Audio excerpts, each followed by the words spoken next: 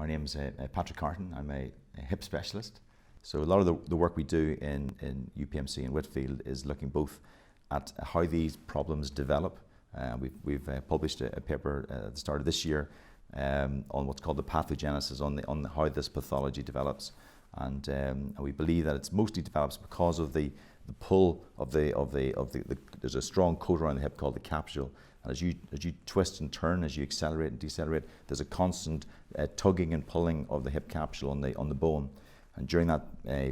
period between 12 and 17 years of age, the bone then can change shape under those tensions, under that duress, and then some of the research that we've done has shown very clearly that most of these problems come from the shape of the socket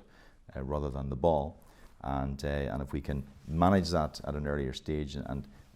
monitor it, then certainly we can try and prevent these things eventually becoming pathological. In Ireland, I think we're very lucky because we have with the GAA actually there's great awareness that with these hip injuries. A lot of the inter-county doctors and club doctors have worked with us over the years and to gain a better understanding as to why players develop these problems. Many of the inter-county teams are taking many steps to try and look after the players, prevent these coming on. There's an awful lot of work to do, but with the research that we're doing in UPMC Whitfield, with the results of our surgery, now ready to publish 10 years, there's only 2 other centres that have published 10-year results in the world, so we're very much at the forefront of developing this area in the world. We've developed new surgical techniques. We have a large series looking at the importance of repairing what's called the coat, the capsule around the hip.